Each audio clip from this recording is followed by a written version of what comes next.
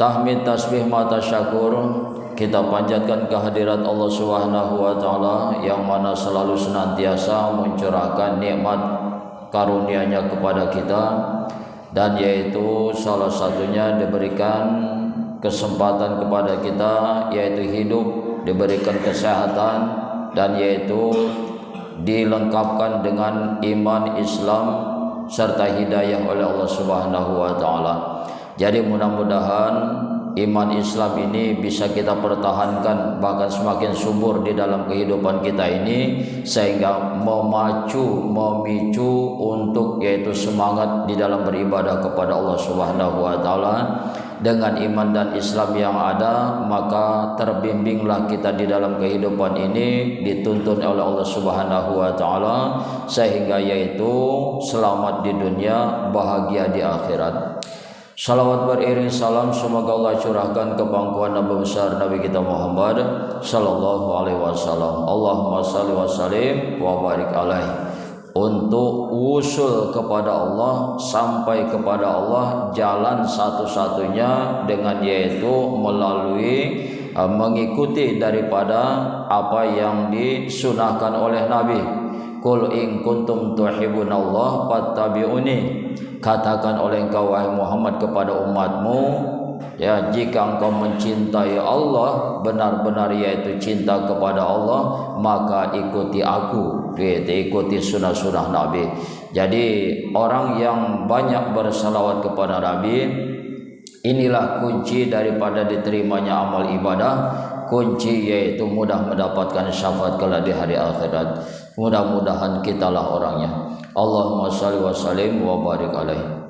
Saudara-saudara kaum muslimin sidang Jumat rahimakumullah, di dalam kitab Muraqi Ubudiyah halaman 81 yang ditaklif oleh yaitu Al-Alim Al-Fadil Syekh Imam Nawawi Al-Bantani atas yaitu kitab matan Bidayatul Hidayah daripada yaitu talib Imam Ghazali rahimahullah. Di sana disebutkan qala Muaz radhiyallahu anhu, telah berkata oleh Muaz radhiyallahu anhu, kata Muaz, ya Rasulullah, anta Rasulullah wa anta ma'sumun minaz zunub. Wahai Rasul, wahai Muhammad, engkau ini utusan Allah dan engkau anta ma'sumun minaz zunub. Maksum, engkau ini yaitu dijaga, dipelihara oleh Allah daripada yaitu dosa dan kesalahan, dituntun, dibimbing oleh Allah, enak gitu ya. Begitu ada yaitu mau melakukan kesalahan langsung ditegur. Termasuklah surat yaitu Abasa wa tawalla an ja'ahul a'ma. Begitu Rasulullah mau melakukan kesalahan, berpaling daripada orang yang miskin, yang rendah, yang hina, datang sekelompok orang yang kaya mau diajarkan agama. Kata orang yang kaya, wahai Rasulullah, maka berpindahlah kepada kami, berpalinglah kepada kami, karena yaitu kami mempunyai harta, kedudukan dan jabatan. Maka ditegur oleh Allah karena kesalahan Nabi yang berkeinginan untuk yaitu berpindah menghadapi orang-orang yang kaya, ditegurlah oleh Allah abasa wa tawalla an ja'ahul a'ma. Jadi Rasulullah begitu mau melakukan dosa, kesalahan, langsung ditegur oleh Allah. Maka itulah pangkatnya maksum namanya. Sedangkan kami, kata Muaz, ana Muaz, sedangkan aku ini Muaz, ya seorang yang dhaif, lemah. Kaifa li bin najati wa khulasi min zalik, kata Muaz. Bagaimana seorang Muaz yang lemah, yang hina ini bisa selamat daripada dosa dan kesalahan? Begitu maksudnya. Jadi walaupun yang disebutkan di hadis ini adalah Muaz secara khusus, tapi umumnya kita juga ya sama dengan pemikiran Muaz. Bagaimana kami ini, bagaimana kita ini di dalam kehidupan sehari-hari yang tidak bisa terlepas daripada dosa dan kesalahan. Kaifa li bin nazati wa khulasi min zalik, kata yaitu Muaz. Bagaimana seorang Muaz yang lemah, yang hina ini bisa selamat daripada min zalik, daripada yang demikian itu. Apa yang tersimpan daripada kalimat zalika di dalam yaitu hadis ini? Yang pertama al-ghibatu, yaitu kita ini sudah menjadi kebiasaan kita al-ghibah, menggibahkan orang lain. Itu sudah menjadi kebiasaan watak kita. Sebahagian besar kita itu kalau sudah kumpul 2-3 orang, maka mulailah dia pembicaraan tadi merayap kemana-mana, menggibahkan orang lain, menggunjingkan orang lain. Dan memang itu lidah tidak bertulang, ya, lidah pandai bersilat, yang dinamakan dengan bersilat lidah. Sehingga ada timbul peribahasa, kalau pedang lukai tubuh mudah dicari obat penyembuh, tapi kalau sudah lidah lukai hati, kemana obat akan dicari? Kalau pedang, pisau lukai tubuh itu 2-3 hari sembuh, tapi kalau sudah lidah lukai hati, setahun 2 tahun belum tentu sembuhnya. Walaupun yang bersangkutan sudah minta maaf katanya, dan kita pun sudah memaafkan, tetapi perkataan itu akan selalu diingat sepanjang masa. Oleh karena itu hati-hati dengan lidah. Ya, ini perbuatan ghibah, dan ada perbuatan-perbuatan lidah yang lain yang semua itu adalah menghapuskan pahala ibadah kita, sayang kita. Yang pertama al-kizbu, berbohong. Yang kedua tadi ghibah, menggunjingkan orang lain. Yang ketiga namimah, itu juga mengadu domba orang lain, kan lidah juga itu. Apalagi yang keempat yaminul ghamus, sumpah palsu. 4 perkara ini perbuatan lidah, semuanya yaitu menghilangkan pahala. Begitu kita menggunjingkan orang lain, ya enak, semakin panjang obrolan, semakin sedap napanya, semakin lupa kita, lupa pulang, lupa sama orang rumah. Ya, satu harian kita ngopi sampai kopi pancung, ya tambah begitu untuk tambah obrolan. Begitu kita menggunjingkan orang lain, maka di saat itu pula seluruh pahala kita pindah kepada orang yang kita bicarakan. Berapa tahun umur kita? Ya, selama ini kita sudah susah payah di dalam mengumpulkan pahala beribadah kita, sholatnya, puasanya, sedekahnya. Setiap ada kaleng amal lewat kita rutin memasukkan sedekah kita, tapi lidah kita rutin pula tidak terjaga tuh, ngomongin orang lain, jelek-jelekan orang lain. Berapa umur kita sudah? 30 tahun, 40 tahun, 50 tahun. Maka selama 50 tahun itu, begitu kita membicarakan orang lain, membicarakan tetangga kita, maka detik itu juga seluruh pahala kita pindah kepada orang yang kita bicarakan. Begitu dahsyatnya itu. Ya, makanya menggibahkan orang ini, la yaghtab ba'dukum ba'dha ayuhibbu ahadukum ayakula lahma akhi maitan fakarihtumu. Janganlah menggunjingkan oleh sebahagian kalian kepada sebahagian yang lain. Ya, apakah kalian suka bahwasanya kalian memakan bangkai saudara kalian yang sudah mati? Jadi menggunjingkan orang itu pada hakikatnya sama dengan memakan bangkai saudara kita. Ada yaitu tetangga kita yang meninggal, ada saudara kita yang meninggal, ada keluarga kita yang meninggal, bukannya dipardu kifayahkan, bukan yaitu diurus, bukannya dikuburkan, malah kita cincang dia. Setelah dicincang kita masak dia, kita goreng dia, kita rebus dia, kita rendang dia, kita gulai dia. Setelah itu kita makan dagingnya. Maka seperti itulah dosa daripada menggunjingkan orang lain, dahsyatnya, mengerikannya. Asyadu minaz zina katanya, lebih dahsyat daripada berzina. Bahkan yaitu menzinahi ibu kita sendiri. Dosa daripada itu menggibah tadi, menggunjingkan orang lain, sama dengan berzina. Bahkan sama seperti menzinahi ibu kandungnya sendiri. Kenapa lebih dahsyat? Kalau kita, nauzubillah, kalau ada yang berzina, begitu bertobat kepada Allah, maka langsung diterima taubatnya. Tetapi kalau ada orang yang menggibah, menggunjingkan orang lain, menggosipin orang lain, Allah tidak akan menerima taubatnya sebelum yang digunjingkan, sebelum yang diburu-burukan memaafkan kita. Itu payahnya, itu susahnya. Taubat kita terhalang, terhijab sebelum yang kita buru-burukan memaafkan kita. Oleh karena itu hati-hati jaga lidah. Kata Muaz, ya Rasulullah, kami luar biasa susahnya menjaga lidah ini. Yang pertama dari perbuatan ghibah, menggunjingkan orang lain, memburuk-burukan orang lain. Ya, cuman yaitu bisanya mendekte keburukan orang lain, kesalahan orang lain. Semut di seberang lautan jelas nampak kelihatan, sedangkan gajah di pelupuk mata enggak nampak. Kita lebih pandai yaitu melihat noda di pakaian orang lain daripada melihat koyak di baju sendiri. Noda yang kecil di baju orang nampak sama kita, sedangkan baju kita yang koyak kita enggak sadar. Begitu maksudnya. Keburukan orang lain yang kecil kita bicarakan, kita angkat-angkat, itu satu kampung sampai tahu. Keburukan orang lain tuh kesana dibicarakan, kemari dibicarakan, itu saja dibicarakan, senang dia kalau menjatuhkan nama baik orang lain.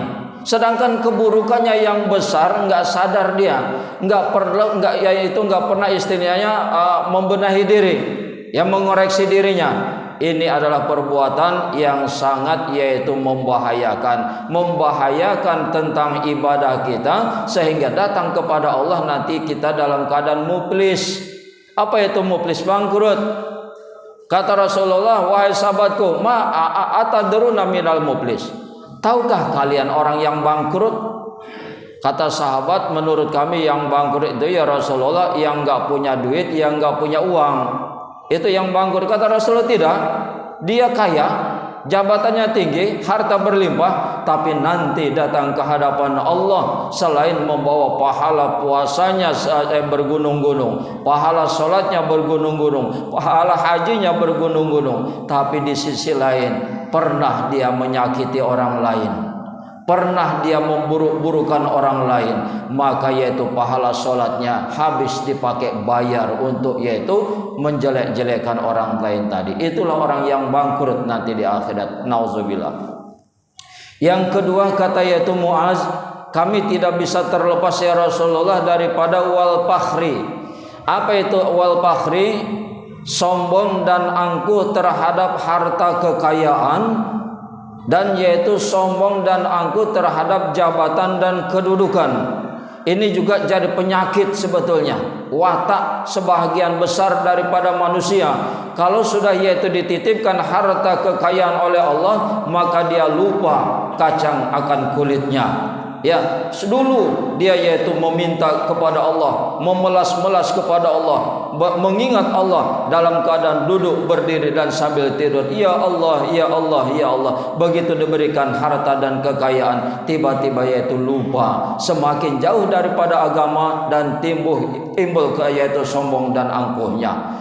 Yang kedua yaitu terhadap jabatan dan kedudukan. Begitu yaitu diberikan, dititipkan jabatan, bukan yaitu dipakai untuk mengayomi dan mensejahterakan rakyat, malah menzolimi rakyatnya. Dan iblis memang pintar. Kalau yaitu ibarat penari, paham betul irama gendang, itu yang namanya iblis. Masuk kepada orang yang kaya, dia tanamkan sifat bakhil, pelit, alias ya putut mendengut. Masuk kepada yaitu para pejabat, dia tanamkan sifat zalimnya. Masuk kepada orang yang berilmu, kepada ustadz, tengku, ulama, apa yang ditanamkan? Sifat sombongnya. Luar biasa iblis itu. Oleh karena itu waspada, apapun bidang kegiatan kita ada iblis di sana. Saudara-saudara kaum muslimin sidang Jumat rahimakumullah. Padahal seseorang begitu dilantik menjadi pejabat, maka kata Nabi, apabila orang menjadi pejabat, menjadi pemimpin suatu kaum, sayyidul kaum khadimuhum. Pemimpin daripada suatu kaum adalah pelayan daripada kaum itu. Sebagai apa dia? Kalau sebagai kepala desa, dia bukan yaitu menjabat dengan jabatan yang tertinggi di desa, tetapi yaitu menjabat jabatan yang paling rendah di desanya. Dia bukan untuk dilayani, dia bukan untuk dipuja dan disanjung. Seorang kepala desa adalah budak daripada yaitu rakyatnya. Seorang kepala desa adalah pelayan daripada masyarakatnya, maka harus yaitu melayani masyarakatnya 24 jam. Jangan begitu sudah diangkat kepala desa maka hilang tanpa jejak. Kalau dia jadi bupati, maka seorang bupati sayyidul kaum khadimuhum, dia adalah pelayan bagi rakyatnya. Kalau dia yaitu gubernur, bukan majikan, bukan ya harus dilayani, bukan harus dipuji dan disanjung, tetapi seorang gubernur maka dia harus melayani rakyatnya. Pelayan dia, posisinya, statusnya. Dan kalau dia seorang presiden pun jangan berbangga-bangga dengan jabatan presidennya. Jangan yaitu diangkuhkan sifat presidennya. Seorang presiden, seorang kepala negara, dia adalah pelayan. Tempat yang sangat rendah di dalam yaitu tatanan bermasyarakat, di dalam tatanan yaitu berpolitik, bernegara, dia adalah pelayan. Jangan minta dilayani. Begitu maksudnya. Ini yang harus disadari oleh para pemimpin kita. Jangan minta diservis, jangan minta dilayani. Kalau yaitu minta dilantik menjadi pejabat hanya untuk minta dilayani, inilah yang timbul adalah kesombongan, keangkuhan, dan yaitu zalim kepada rakyat dan masyarakatnya. Saudara-saudara kaum muslimin sidang Jumat rahimakumullah. Yang ketiga kata yaitu Muaz, ya Rasulullah, kami tidak bisa terlepas daripada penyakit kibar. Apa itu penyakit kibar? Sombong dan angkuh terhadap yaitu amal dan ibadahnya. Kalau yaitu wal fakhri, sombong angkuh terhadap harta dan jabatan, sedangkan wal kibari adalah orang yang sombong dan angkuh terhadap yaitu amal ibadahnya. Nah, ini juga hati-hati. Orang yang beribadah, rajin sholat setiap waktu ke masjid, 5 waktu berjamaah, tahajud dia lakukan, siangnya dia puasa, tiba-tiba saja muncul di dalam hatinya, di kampung ini cuman aku yang begini. Itu setan namanya sudah. Hati-hati Pak, hati-hati, angkuh dan sombong terhadap amal ibadah. Padahal kata Allah kibriyai, bahwasanya kesombongan itu adalah selendangku, pakaianku. Maka yaitu manusia tidak pantas sombong. Yang pantas sombong hanya Allah saja. Kalau engkau merasa dirimu engkau, maka engkau tidak akan mengenal aku, kata Allah. Oleh karena itu kalau engkau ingin mengenal aku, dekat dengan aku, tanggalkan pakaian kesombonganmu. Saudara-saudara kaum muslimin sidang Jumat rahimakumullah. Yang selanjutnya kata Muaz, kami tidak bisa terlepas wahai Rasulullah daripada penyakit hasud dengki. Senang melihat orang yang susah, susah melihat orang yang senang. Ya, bersaing. Ini dalam abad akhir zaman ini semuanya persaingan semakin ketat. Baik yaitu orang yang berdagang, maka yaitu bersaing dalam segi perdagangannya. Orang yang politik, ahli politik bersaing dengan politiknya. Apalagi bahkan orang yang berilmu pengetahuan tingkat ustadz saja sekarang karena bermunculan ustadz yang pemahamannya bermacam-macam, bahkan 73 aliran sudah muncul sekarang ini. Sekarang saling bersaing, saling menjatuhkan, saling yaitu mengklaim bahwasanya kelompoknya yang benar dan kelompok yang lain adalah sesat. Ini adalah perbuatan setan yang ditanamkan, sombong terhadap yaitu amal ibadah. Yang selanjutnya wal uzub, kami tidak bisa terlepas daripada penyakit uzub. Apa itu? Bangga terhadap hasil usaha, timbul akunya. Kalau bukan aku, ini desa tidak akan beres. Kalau bukan aku, ini kabupaten tidak akan selesai. Kalau bukan aku, maka negara ini tidak akan yaitu aman. Kalau sudah timbul aku, maka itulah masuk setan di situ.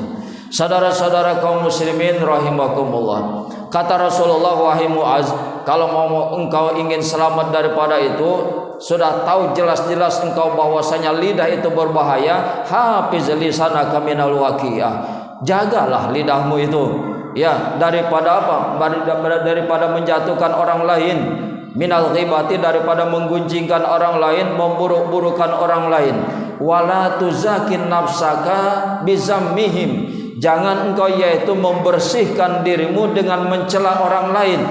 memposisikan diri kita sebagai orang yang suci, yang bersih, dan yaitu memburuk-burukan orang lain.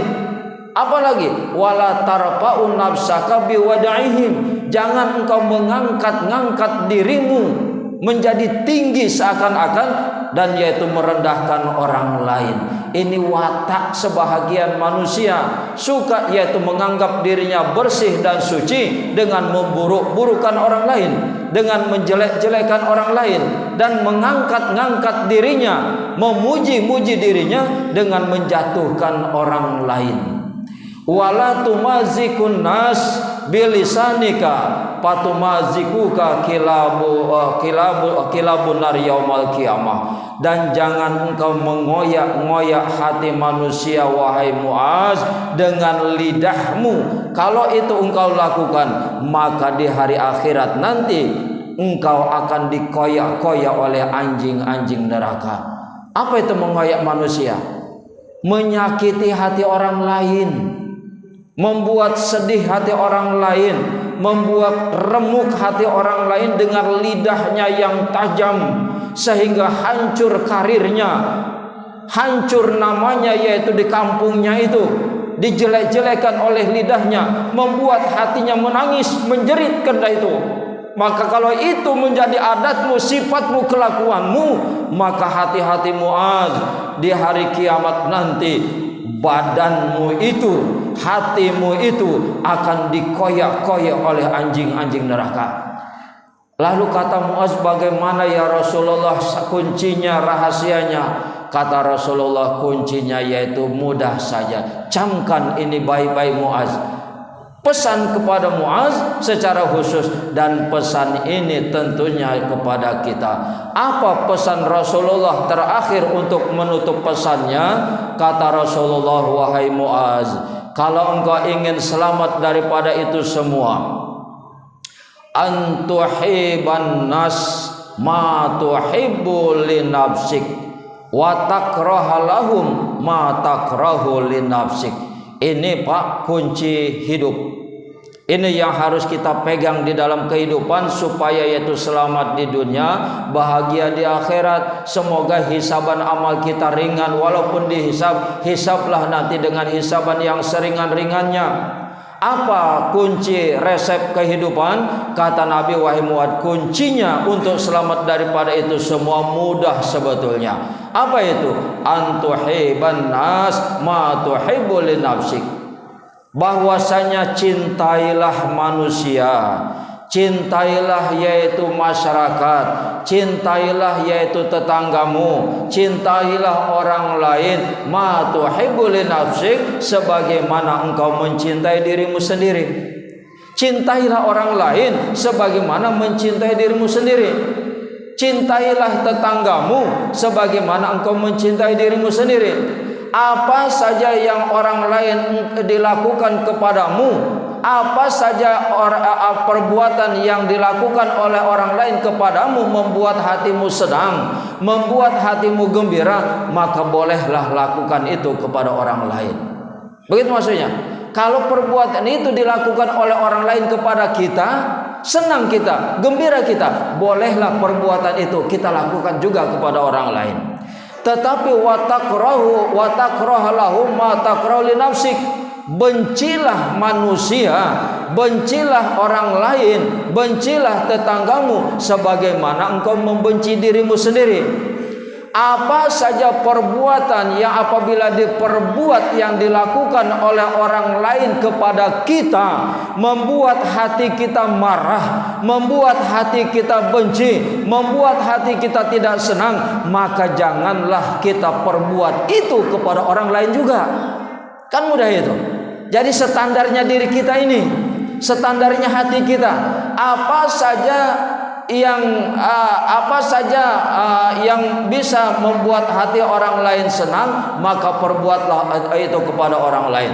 Antuhibbun nas ma tuhibbu li nafsik, maka cintailah orang lain sebagaimana mencintai dirimu sendiri. dan bencilah orang lain sebagaimana membenci dirimu sendiri. Inilah kunci daripada yaitu kehidupan ini, resep daripada kehidupan supaya selamat di dunia dan bahagia di akhirat. Mudah-mudahan ini bisa kita terapkan, bisa kita amalkan, maka yaitu mudah-mudahan kita termasuk ke dalam yaitu hadis Nabi, orang yang selamat di dunia bahagia di akhirat, dan yaitu mati dalam keadaan husnul khatimah dan mudah masuk ke dalam surganya Allah Subhanahu wa taala dalam keadaan Allah ridha kepada kita dan kita ridha kepada Allah Subhanahu wa taala. Amin ya rabbal alamin.